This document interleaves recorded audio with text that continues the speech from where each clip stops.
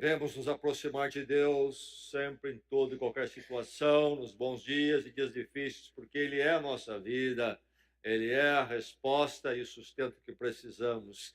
Assim, o povo de Deus fez no Velho Testamento, o livro de Salmos é sobre isso, aproximando-se de Deus. Vamos continuar pensando no livro de Salmos desta noite, focando hoje no Salmo 96. 96 é um salmo para o seu coração nesta noite. Antes vamos proclamar, vamos lembrar, vamos ministrar uns aos outros o Salmo 117, o menor dos salmos, mas que fala sobre a verdade dos salmos, um convite para buscarmos o Senhor e louvarmos e fazermos assim, convidando todos os povos. Vamos juntos ministrar este salmo. Louvem o Senhor todas as nações, exaltem-no todos os povos, porque imenso é o seu amor leal por nós, e a fidelidade do Senhor dura para sempre. Aleluia. Agora o Salmo 96, então, para o foco da nossa reflexão e meditação. A palavra de Deus o encontra neste momento e o Senhor preparou este encontro seu com a palavra dele. Então, que o seu coração esteja atento e aberto à palavra neste momento. Receba a palavra do Senhor. Diz assim: cantem ao Senhor um novo cântico. Cantem ao Senhor todos os habitantes da terra. Cantem ao Senhor, bendigam o seu nome cada dia. Proclamam a sua salvação. Anunciem a sua glória entre as nações, seus feitos maravilhosos entre todos os povos, porque o Senhor é grande, é digno de todo louvor, mais temível do que todos os deuses. Todos os deuses das nações não passam de ídolos, mas o Senhor fez os céus. Majestade e esplendor estão diante dele, poder e dignidade no seu santuário. Deem ao Senhor, ó família das nações, deem ao Senhor glória e força, deem ao Senhor a glória devida ao seu nome, e entrem em seus átrios trazendo ofertas. Adorem o Senhor no esplendor da sua santidade.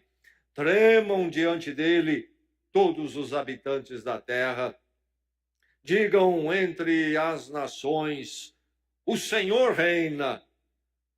Por isso, firme está o mundo e não se abalará, e ele julgará os povos com justiça. Regozijem-se os céus e exulte a terra, ressoe o mar e tudo que nele existe. Regozijem-se os campos e tudo que neles há. Cantem de alegria todas as árvores da floresta. Cantem diante do Senhor, porque ele vem julgar a terra, julgará o mundo com justiça e os povos com sua fidelidade. Verso 1. Cantem ao Senhor um novo cântico, cantem ao Senhor todos os habitantes da terra. O último verso, verso 13. Cantem diante do Senhor, porque ele vem julgar a terra, julgará o mundo com justiça e os povos com a sua fidelidade. Há uma grande convocação no ar. Você tem ouvido, eu também. A convocação para a Copa do Mundo. A zoeira, falatória, a televisão agitada, porque se aproxima mais uma Copa. Também estamos ouvindo uma outra convocação, um tanto conturbada, que é a convocação para a eleição que deve ocorrer neste ano. Quem votar, quem será eleito. Um grande dia chega, o dia da eleição. Convocações que eu e você temos ouvido, as duas. São conhecidas de todos nós. são amplas, todos têm ouvido, mas há uma convocação que tem saído ao mundo muito maior, muito mais antiga, e que tem sido ouvida por muito mais gente através dos séculos. E este salmo é sobre esta convocação para a adoração. A adoração tem sido convocada. Deus tem chamado a mim, a você e todas as gentes para vir e adorá-lo. Este salmo é esta convocação mais uma vez feita nesta noite, como tem sido feito através desse salmo e através de outros textos, através da história e a volta do mundo nesta noite, neste dia. Em quantos lugares poderíamos precisar? Esta convocação foi ouvida. Quantas pessoas ouviram a volta do mundo hoje, somente hoje, esta convocação? Adoração convocada. Eis a mensagem da palavra de Deus para você nesta noite, neste dia que se chama hoje, nesta esquina da sua vida, onde você luta com essas questões, onde você carrega, quem sabe, um cansaço. A palavra de Deus vem falar a você sobre esta convocação mais uma vez. Então, responda à convocação para adorar. Você já respondeu isso na sua vida? Já disse sim? E se você disse sim, você tem cumprido. A adoração tem estado na sua vida, no seu coração. Responda à convocação. Mas como? Como essa convocação? O que ela pede de mim? Como deve ser feita? Responda à convocação para adorar, louvando abertamente. Louvando abertamente. Este salmo da palavra de Deus é dirigido ao povo de Deus. Sim, mas porque o povo de Deus é o veículo que Deus levanta no mundo para então também convocar quem não é do povo de Deus, vir e adorá-lo e se tornar parte do povo de Deus. Uma grande convocação, não somente para aqueles que já responderam à convocação, mas também para que através destes a convocação se estenda a outros. Responda à convocação para adorar, louvando abertamente. Versos 1 a 3 é sobre isso, não é mesmo? Cantem ao Senhor, um imperativo. Cante ao Senhor, verso 2 novamente. Verso 3, anunciem a sua glória entre as nações. Que grande convocação nesses 3 versos aqui. Uma convocação geral. Agora veja só, uma convocação para nós tornarmos Deus e a adoração dele algo conhecido. As pessoas precisam saber disto. Essa verdade chegou à sua vida um dia, chegou à vida desta igreja um dia. Nós conhecemos, então, a quem nós devemos adorar. Mas as pessoas estão aí não sabendo, e então elas adoram tudo, menos a quem deveriam adorar. E então encontram-se sempre frustradas e vazias, e sem significado. Louvar abertamente. Nosso louvor, então, não é um louvor esotérico. Tivemos dias quando há estas crenças alternativas, não é, que chegaram a nós, especialmente vindo do Oriente, da Ásia, e chegaram com força e, em geral, com uma visão panteísta do mundo, e elas têm muito, é comum elas se apresentarem com esoterismo.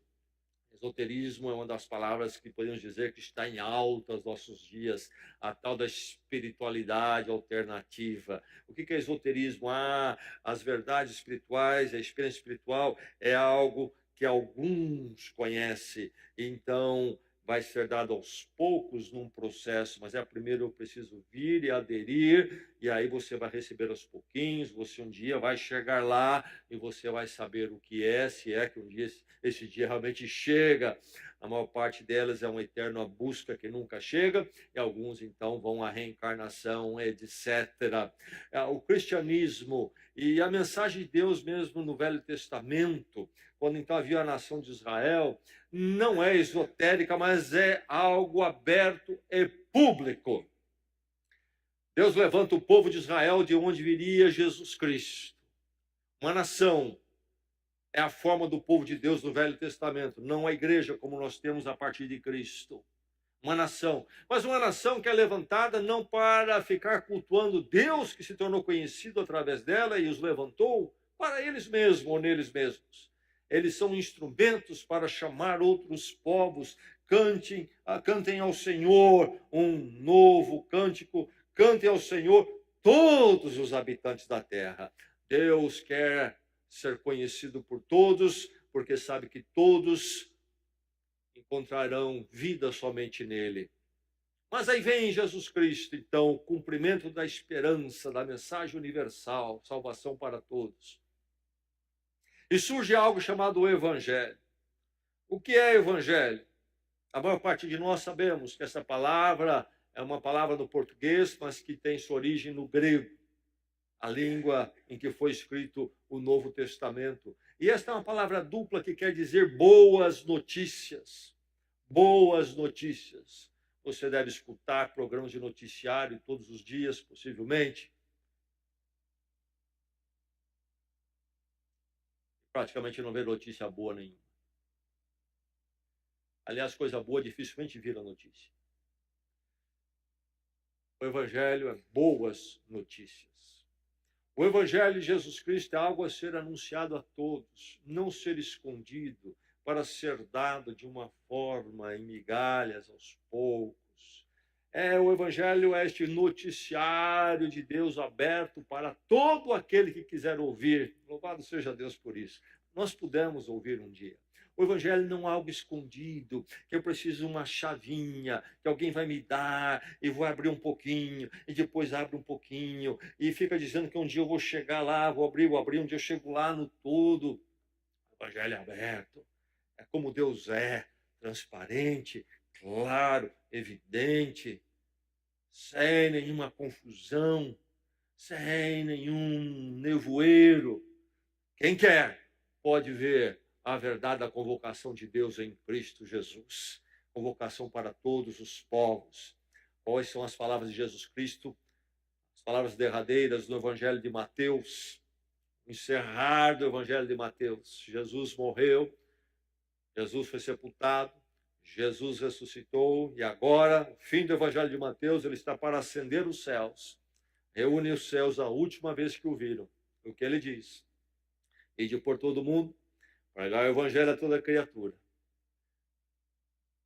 Ide por todo mundo, pregai o Evangelho a toda criatura. Evangelho, boas notícias. Para todos. Para todos. Este louvor aberto deve haver na sua vida. Na sua vida deve haver este louvor aberto ao Senhor, no seu viver, que as pessoas possam ver isto na sua vida. Enquanto você anda pelos caminhos comuns aos seres humanos, que todos precisam trilhar, a vida familiar, a vida no trabalho, a vida na escola, você e aqueles que não adoram o Senhor, que não o conhecem, não responderam, também trilham esses caminhos. Mas que ainda que trilhando os mesmos caminhos, o seu trilhar seja diferente e notório. Louvando abertamente o Senhor, nos seus atos, na sua forma de agir, na sua forma de comportar, e até quando possível, falando. Mas que nós, como igreja, possamos fazer isso coletivamente. Louvar o Senhor abertamente, torná-lo conhecido, exaltá-lo de uma forma que todos possam ver e dizer, ali há um povo que adora o Senhor. Responda à convocação para adorar. Louvando abertamente, sim, mas focando na singularidade. Por que esse chamado para louvar ao Senhor, adorar ao Senhor? Versos 4 a 6 diz, porque o Senhor é grande e digno de todo louvor, mais temível do que todos os deuses das nações não passam de ídolos. Mas o Senhor fez os céus. Majestade e esplendor estão diante dele, poder e dignidade no seu santuário. Por que essa convocação para adorar o Senhor? Porque somente ele é Deus, é a única esperança, é a única razão da vida. E se não o louvarmos, não sobra nada para ser louvado. Qualquer outro louvor será um grande equívoco, que mais cedo ou mais tarde há de se descobrir. E a vida humana fica sem resposta e vazia. Os deuses das nações não passam de ídolos. O ser humano não adora ao Senhor, o que acontece com o ser humano? Não adora mais nada? Não. O problema de não adorar o Senhor é que vai adorar aquilo que não é o Senhor. Vai criar os seus ídolos. E todo mundo tem o seu ídolo. Todo mundo, você também. Basta examinar um pouquinho as suas paixões e há de se descobrir quem é o seu ídolo. Talvez você mesmo não tomou consciência disso, mas está lá. O que ele move, o que ele domina. Todo ser humano tem. Mesmo aquela minoria no mundo que se declara ateu, tem ídolos. Todos queimam a sua vida em algum altar. O ser humano foi criado para Deus. É da natureza humana cultuar, ele precisa. Ou ele se dá a Deus em primeiro lugar, ou ele vai se dar em primeiro lugar a outras coisas que não é Deus. Ídolos. Ídolos que dominam o coração e a vida humana. Estão cheios, nós estamos cheios de ídolos. Há os ídolos religiosos, sim. Deuses que as pessoas criam. Religiões humanas, sim. Mas há os deuses que não são religiosos, mas são igualmente ídolos. As pessoas são devotas, se dedicam a isso. Às vezes é na área do esporte, às vezes é na área do trabalho, na área do conhecimento, às vezes é no material, é no dinheiro, no financeiro, às vezes é num prazer. Pessoas têm os seus ídolos, às vezes um relacionamento. É preciso focar nessa singularidade de Deus. É Ele, somente Ele. O primeiro mandamento começava e começa dizendo que somente ao Senhor, teu Deus, adorarás. Quando Jesus Cristo foi interpelado, qual é o maior dos mandamentos? Ele disse: o primeiro é: amarás o Senhor, teu Deus, de todo o teu coração. Singularidade. O seu coração tem uma adoração singular para uma pessoa singular. Diz aqui que devemos adorar o Senhor, versos 1, 2 e 3 vem convocando, e no 4 há um porquê. Porque o Senhor é grande e digno de todo louvor. Os deuses nada são, Ele está acima de tudo isto. Deus é maior do que os ídolos que têm consumido a sua vida, seus dias, suas paixões. Porque os seus ídolos nada são, mas Ele, diz o verso 6, é um Deus de majestade e esplendor, e continua de poder e dignidade. Algo tremendo. É preciso descartar os deuses da nossa vida, que consomem a nossa adoração. Quem sabe até algumas coisas com ídolos, às vezes estranhos, tomam conta do nosso coração.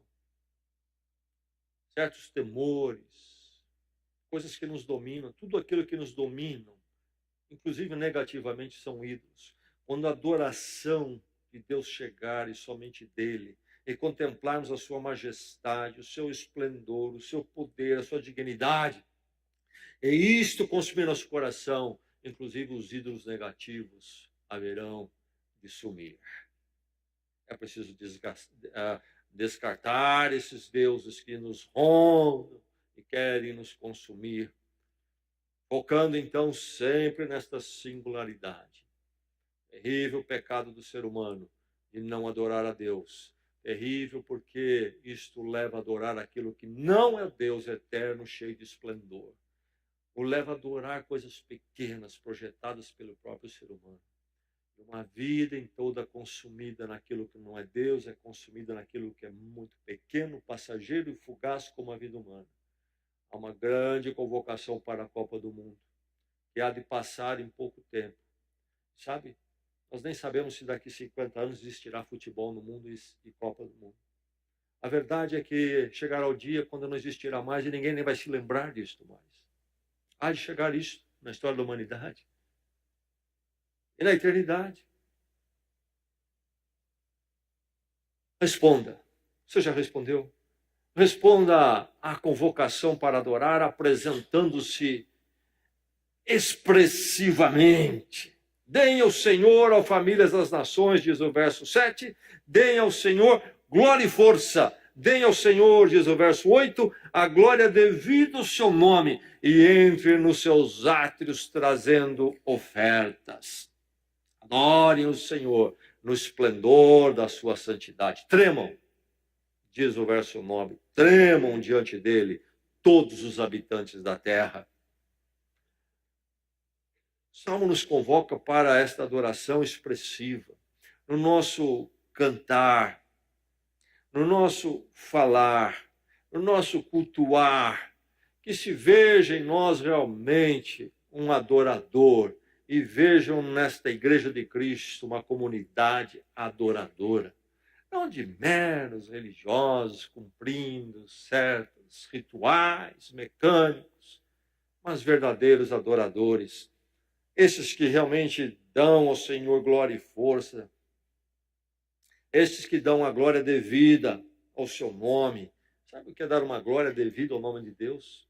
Que glória posso eu dar, que está à altura, que é devida ao nome da glória de Deus? É preciso ser algo que é expressivo a partir de mim, o verbo tremer, que tremam diante dele os habitantes da terra. Olharmos para o Senhor quando estamos cultuando e trazemos à nossa mente quem Ele é, isso haverá de levar o nosso louvor a ser diferente, a nossa adoração a ser diferente.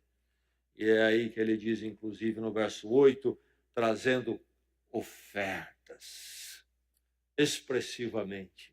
A minha oferta de louvor do cântico, a minha oferta de oração, no ouvir da palavra com atenção e coração, a minha oferta, sim, inclusive dos meus dízimos, a minha oferta do meu tempo, das minhas habilidades, a oferta do meu trabalho, a oferta da minha família, da minha casa ao Senhor. Ofertar ao Senhor, isso ser conhecido e expressivo. Não ser uma teoria apenas da qual falamos, um salmo que recitamos e esquecemos, mas que haja esse tremer, este assombro diante da grandeza de Deus. Você sabe, você já imaginou como será o dia que você estiver lá na glória, na presença do Senhor? Você já imaginou isso? Não sei quantos de vocês aqui já passaram por uma montanha russa. Provavelmente a maioria. E eu me lembro a primeira vez que eu fui numa montanha russa. Eu me lembro que aquele carrinho subiu e fazia tec, tec, tec. Foi lá em cima devagarzinho, bem lento. Ele foi subindo. E eu falei, que coisa gostosa esse negócio aqui. E aí chegou uma hora que ele chegou no topo e deu uma nivelada. E de repente tiraram o chão debaixo de mim. E o negócio veio, não é?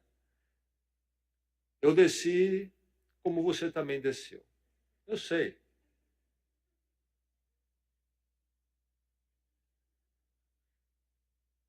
Irmãos, vai demorar para fecharmos a boca quando chegarmos lá no céu. Você sabe o que é? Quando nós tivermos um vislumbre da majestade de Deus, nós vamos procurar ar para respirar, não vamos encontrar. E aqui, vendo neste mundo conturbado, nossas limitações, onde nada nos preenche, tudo é pequeno, parece que é nossos ídolos, mas a gente volta mais vazio depois que a gente se dá a eles, na verdade. Senhor, lá haverá de nos consumir toda a nossa paixão, nosso assombro, nosso maravilhar por muito tempo na eternidade. Para sempre, aliás, porque Deus é inesgotável na sua glória. Que nosso culto possa contemplar a presença do Senhor, a glória de você, pai, você, mãe, seu filho, criança, senta ao seu lado. Talvez pequenino, foi promovido do ministério infantil para vir ao culto já. O que uma criança vai fazer aqui? Sim, algumas coisas não estão no nível dela, ela não vai acompanhar tudo, Mas não acompanha nada no... Não, não é verdade, não é verdade. Essa criança de 6 para 7 anos. Ah, como os pais se enganam em relação às crianças. Aliás, se enganam com relação às crianças de 3, 4 anos. Quantas vezes os pais já não veio falar baixinho para mim, alguma coisa mais particular, na frente do seu filho de 3, 4 anos, como se o filho não percebesse que há algum negócio rolando, não é? Casais com dificuldades, acham que os filhos não percebem. Criança de 3 anos, 2 anos, percebe que alguma coisa não está bem ali. Uma criança de 6, 7 anos, já indo para a primeira série, segunda, até no culto. Nada? Não. Entre as coisas, uma criança que semana após semana, não quando não tem mais nada, eu apareço para cultuar, porque ele vai perceber isso também. Isso não é muito importante para o meu pai. Não. Cultuar ao Senhor não é importante. É mais ou menos importante. Quando ele vê, semana após semana, seu pai, a sua mãe, verdadeiramente louvando ao Senhor no cântico, verdadeiramente adorando a Deus, ouvir a palavra, buscar a palavra. Quando a igreja ora, ele vê que o pai e a mãe oram. Quando a igreja canta, ele vê que o pai e a mãe cantam de coração. Além de um testemunho no lar, isso é didático de uma forma que nós não imaginamos a força e o poder que essas coisas têm. Por isso é preciso ser expressivo. Nosso culto não é mera observação. Nós não vamos à igreja cultuar com o povo de Deus para sermos espectadores. Nós somos os atores. Nós oferecemos a Deus. Então, deem ao Senhor, às famílias das nações, deem ao Senhor glória e força. Que o Senhor ouça de nós nossa exaltação do nome dEle. Nossas famílias, nossos amigos, todo mundo. Expressivamente, um louvor real. Então, responda a grande convocação, celebrando o soberano.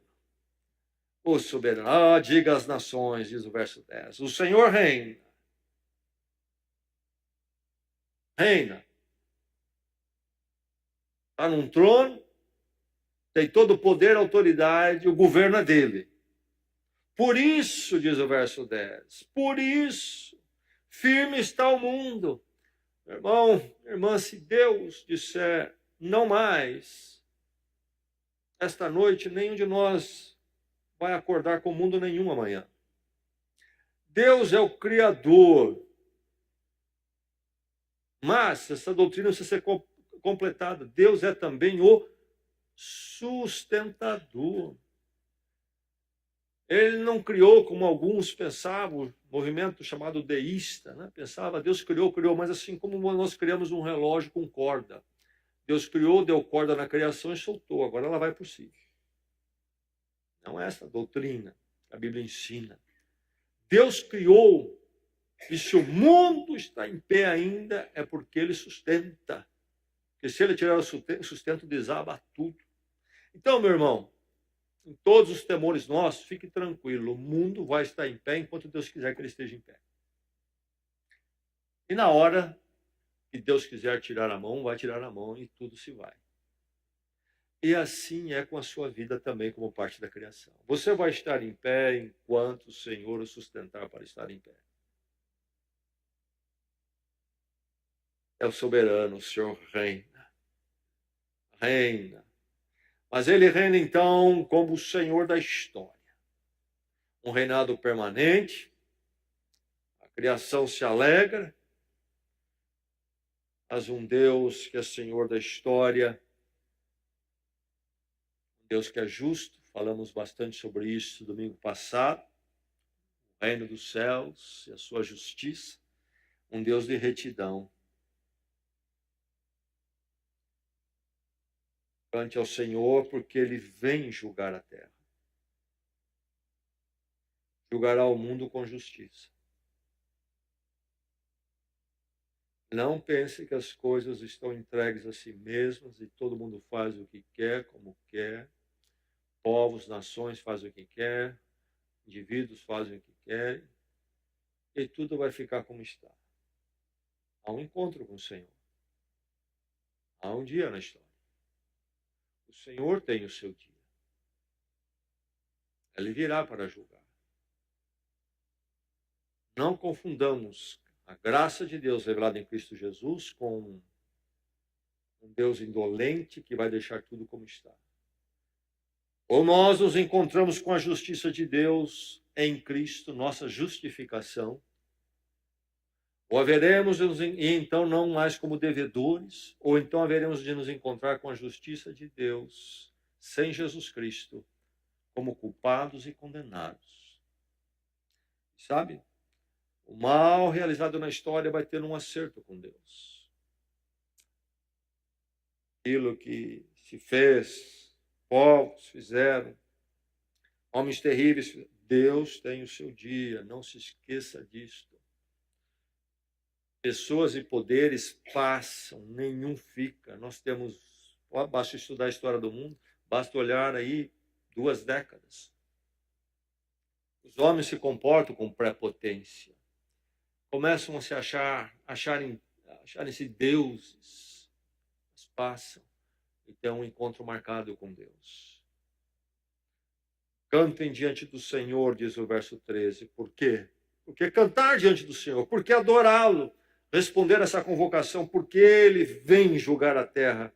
Deus reina, o Senhor reina. Julgará o mundo com justiça e os povos com a sua fidelidade. Mundo de dores, um mundo de injustiças, um mundo onde o mal sapateia. Somos afetados de tantas formas. Mas o mal não tem a última palavra. O último riso será sempre de Deus. O Senhor reina. O Senhor reina. O Senhor reina, meu irmão. Então cante ao Senhor um novo cântico.